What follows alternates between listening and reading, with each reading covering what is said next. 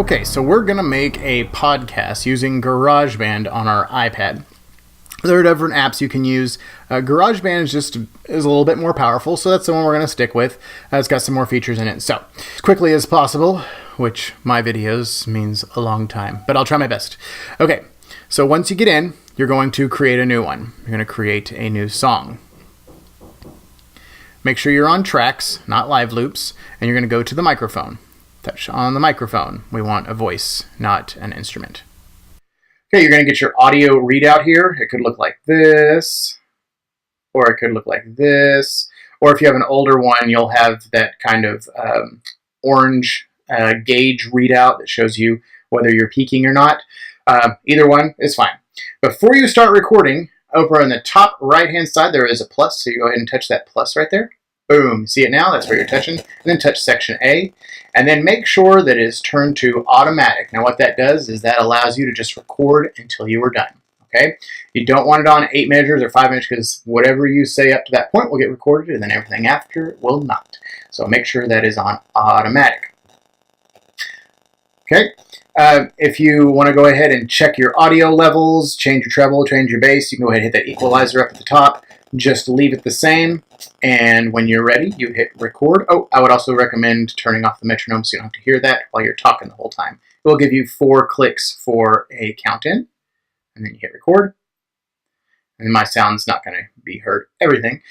All right, so then you say your podcast. Welcome to the podcast of amazing podcasts. So we'll be talking about podcasts and how to podcast for podcasts. I hope you enjoy this podcast. And then you'll see at that red line up there, it keeps moving and moving and moving because we set it to automatic. So it's just going to keep going until we either hit the record button or we hit stop. Okay, you got that blue readout there on the top on that timeline, which means you have something recorded. On the top left-hand side, it says My Song. You got 3 squares, and then you have the funny rectangles. And if you hit the funny rectangles, that go ahead and brings you to your track view. So once you start putting more stuff in, you'll be able to move them around and edit them. What if you want intro music or outro music or music over the whole thing? Well, if you make them within, okay, so like I just did one off of a live track, and then it'll start. You won't hear it right now, but I've got it. It's all set and everything. If I go to my track view, you can see it's all in there. We're all set.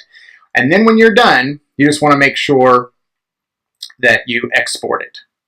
You go select, intro, and then you just want to export it. I like to just say open in and say a song and just say share.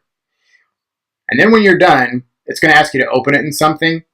Don't worry about opening in anything. We're just exporting it so it goes into our songs. Okay? So then just leave it alone. Promise, you don't have to do anything. Okay, then hit done. So we're going to go back to our recording, and we're going to add that in. So I'm going to touch up here on the loops, and we're going to touch on audio files, and there's our intro that I just made. So you just touch that, drag it over, and there's our song. But now if I play it back, which we won't be able to hear, and I apologize for that, they'll be playing at the same time. So I want to go ahead and scooch this one over so we can have some lead in. Let's make it 4 measures.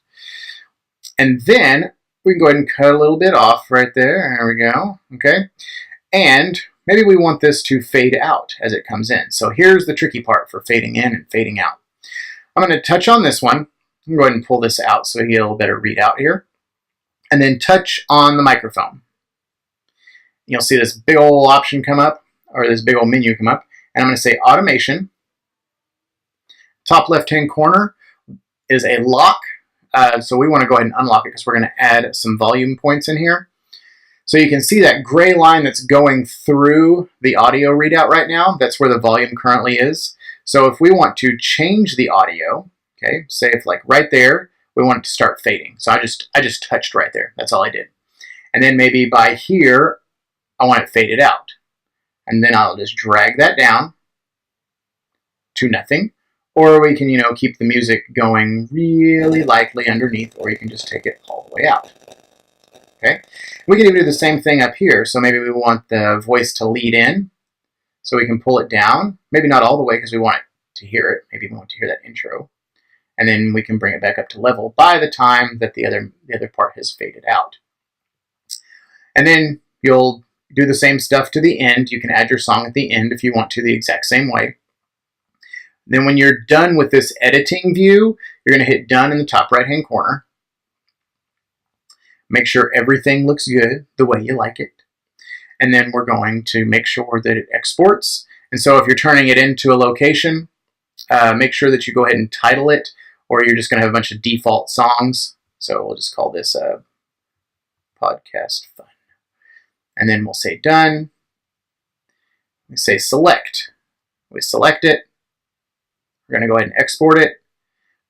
And you can open it in like our LMS is homeroom, so we can just import it straight into there. If there's another one you can open it in, you can open it in right there.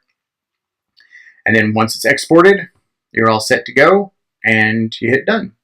So hopefully that explains as quickly as possible kind of how to create a podcast with some special features and tricks. Good luck.